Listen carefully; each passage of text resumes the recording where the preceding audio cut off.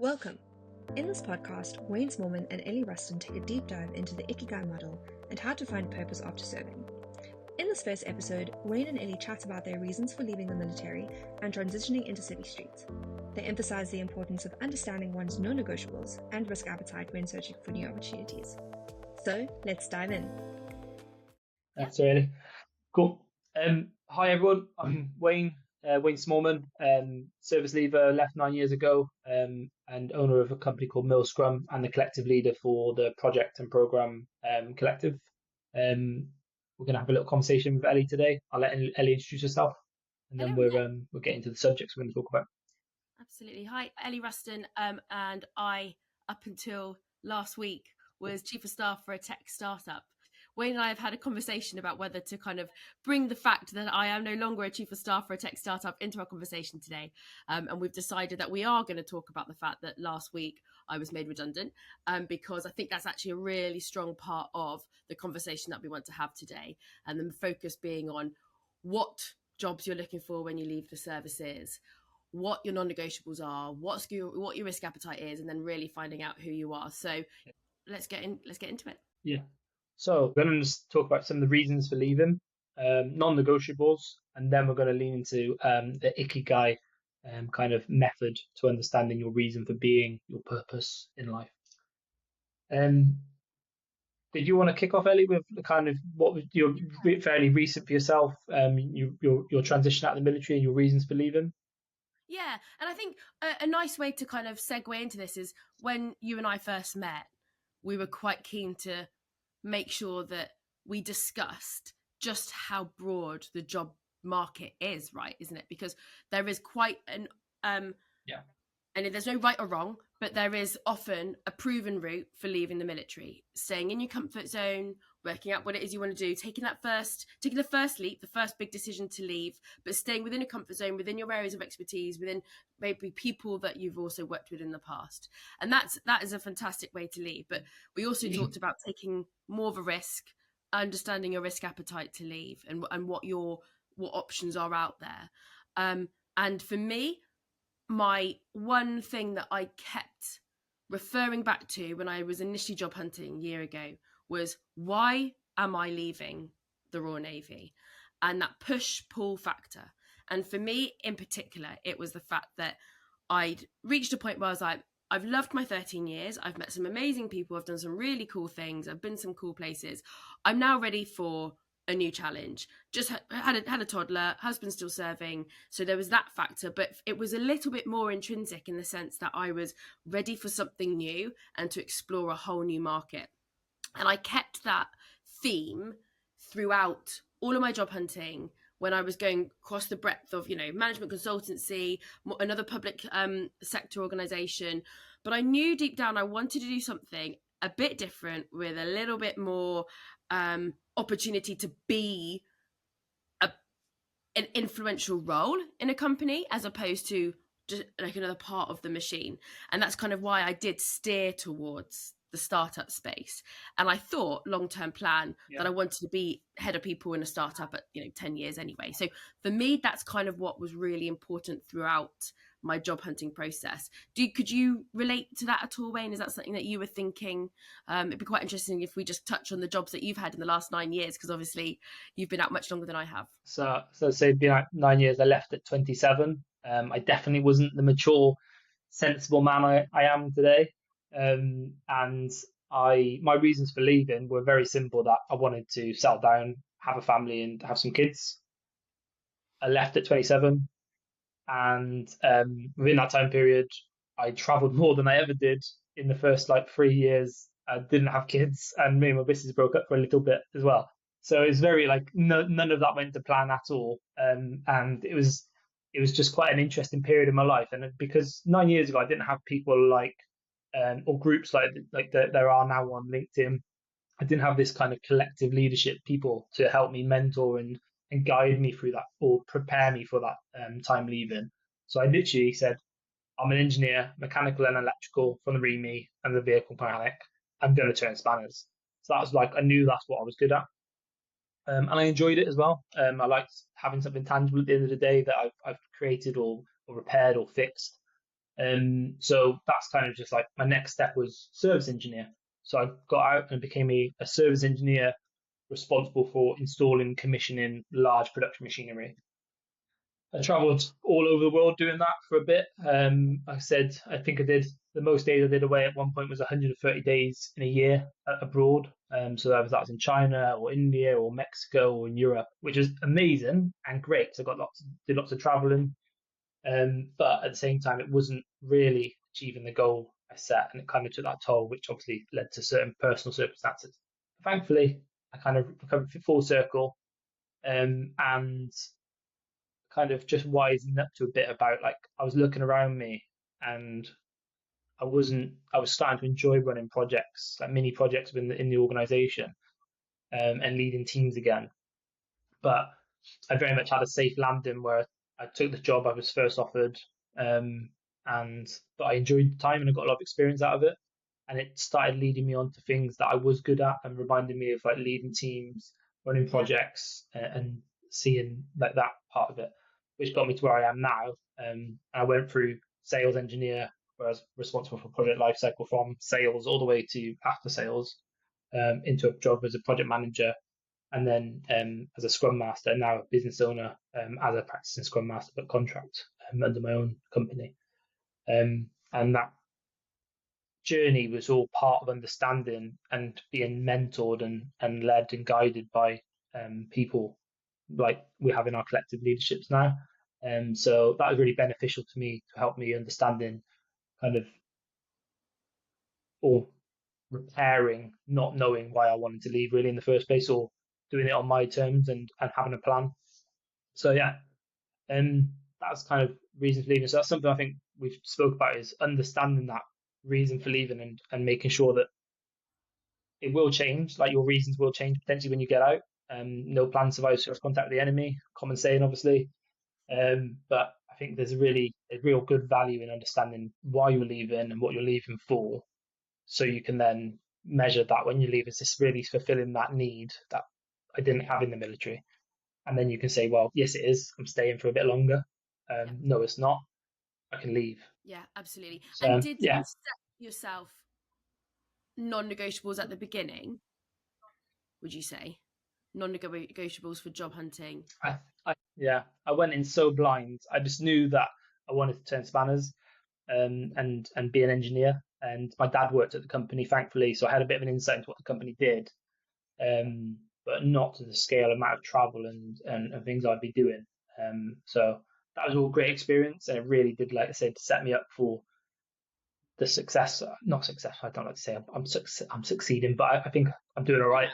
It set me up for those types of. It helped me understand what I really valued, and obviously once I had kids, my girl was born and she was about 4 weeks old, and I did a 4-week trip to India, and I was like, I really don't want to be here right now. So that started pushing me, understanding where I wanted to be, and my reasons in life changed. So I wanted to be home a bit more, which kind of took me on to non-negotiables. Around that time when I had a kid, I was moving into sales as a sales engineer in the same company, but just selling the equipment. So I started getting mentored by a Zimbabwean fella, and he was really useful and helpful. He taught us about, what do you look for in your next role, and so that was something we talked about. And I've got it on our Miro board here, which I'll maybe post a picture into my collective and into the general chat as well. But it's like, what am I looking for in any role? So I listed like 5 things down. It's like travel. I like traveling. It's kind of in my blood, and I want to experience different cultures and whatnot. But it's like, well, that's not good enough. Like, I want experiences from it. I want boundaries and plans. I want to be family orientated. I wanted problem solving within my next role. So authority to solve issues and authority to exploit opportunities and seek help when I need it. I wanted it to be a technology type based role. So working with whether software, working with hardware, but like complicated environments. That's like kind of interesting, useful, and people actually use it. I don't want to create stuff that people are never going to use. Camaraderie, something that we all, I think, have a bit of hunger for when we leave the military. It can be quite a lonely place at points. So being part of a team that they value you, you maybe potentially meet up outside of work, or you have have a coffee chat with people in the hours. And then I wanted consistent leadership, so I wanted to be respected for what I brought to the table, and I wanted kind of regular meetings with my direct boss or the person I work for to kind of just understand how I'm getting on in the role, touch points, things like that. So these are really good things. Things I didn't think about at the time were commute, like what is my commute like to work? I took a job down in Bristol from Gloucester, and the first day on the way back, I was stuck in 3 hours of traffic, and I was like, I don't know if I can do this for the rest of the time. So it's like, I didn't think about those things, but if you actually think like, okay, I'm going to be 2 days a week, that's not going to happen very often. It's half an hour down there, so I'm only going to be traveling for 2 hours a week. Can I live with that? Yes. And these are things you can non-negotiable. So you could take, if you lived in Reading, you could take a job in London if it's commutable and it's 2 hours a week or something like that. It helps you make those decisions pre, during, and after the job. So that's something I really find useful from doing the non-negotiables. Yeah. How about yourself, Elly? Diagram does look really good. I think it'd be quite helpful to share it with the collectives because it's a good kind of next step. Yeah. I think non-negotiables are also something which, despite being called non-negotiables, are going to change and could become negotiable at different times. And my non-negotiables this time last year were fairly loose. I knew that I had, kind of being husband still serving and away, and us being down in Dorset with not many people around us, I knew I had to have a job that was flexible. What that actually looks like, I don't know. And that was kind of pretty much it. Whereas now, a year on, having spent a year in a fairly niche market, very small startup, completely remote. So I've gone from one extreme of, armed forces, your community is around you, whether you like it or not, to, oh, I'm one of 9 and I'm on my own. I've got nobody to talk to in the day. Like, that's where a year on, my negotiables have developed. And I'm now in a space of what I thought I wanted was the punchy startup of hustling, working hard, bam. And actually, I want something which is a lot more structured. Funny that, because we've just come from a structured organization. I want learning development, and I want support, and I want personal development. And I know that is huge for me now. And I know I need hybrid. I fundamentally cannot go back to a complete remote where you're kind of sitting there wondering, can I talk to people? Are people busy? Are people around? Hybrid. So like, it's interesting that your non-negotiables can absolutely develop over time. And I guess it's finding out what they could be and taking a plunge and taking that risk. And we talked the other day or earlier on today about kind of risk appetite. And it's understanding what your risk appetite is. And it's mixing your non-negotiables, your risk appetite, and why you're leaving as kind of 3 really important factors to consider and align against one another, because there'll be some, they might align quite nicely, or actually they might need to be tweaked here and there. And I am a big fan of an analogy, and I think job hunting is a bit like house hunting. You have to have those things that the unicorn job and the unicorn house probably doesn't exist. So what are you willing to compromise on? And it's aligning it across the board, isn't it? And I think that's really, really important. But also not being afraid to go, actually, I'm leaving because of this. I'm going to take a bit of a risk. I knew taking this job was a risk. I knew it. And we talked about it. We luckily, financially, it was okay. We could take a bit of a risk with a job that doesn't have a huge amount of longevity. I was writing policies for the first time for family policy and all that kind of stuff. So these were things that needed to be implemented. So they didn't exist. So I knew it was a risk taking it. And it's just now a point where you go, okay, it just hasn't quite paid off. And that's fine, because I've learned a lot in the last kind of 9-10 months of what I do want. And I think that's really important. Yeah, definitely. I think that first year is crucial for everybody, and there is a bit of a myth around, well, not a myth, but soldiers sometimes, or service leavers do sometimes move on after a short period of time being out, because they understand they've never experienced it, because they've been in a career for 10, 15, 20 years plus, even 5. You're quite fairly institutionalized into an organization. and it's you kind of set into that culture, and it becomes you. And just understanding that as you come out, your feet are not stuck in cement. It is business, and you things change, your priorities change. Like I definitely would never go back to. I wouldn't if I was in the situation now. I was leaving. I wouldn't go into a job where I'm traveling because I don't want to be away from my kids. Yeah. Whereas at the time I didn't have kids. It was just me and my wife, and it suited us. So yeah, it wasn't a problem. Obviously it was a little bit, but not too much. But yeah, I think that's definitely. I think that you mentioned risk there. What's your appetite for risk? Like, what do you understanding as a non-negotiable? What's your minimum salary? Is a really crucial thing now. For me personally, that's changed over the last 9 years to the point where I homeschool my kids, so I need my wife to be at home to support that. We're both obviously all on that journey, and she's took a step back from her career to do that.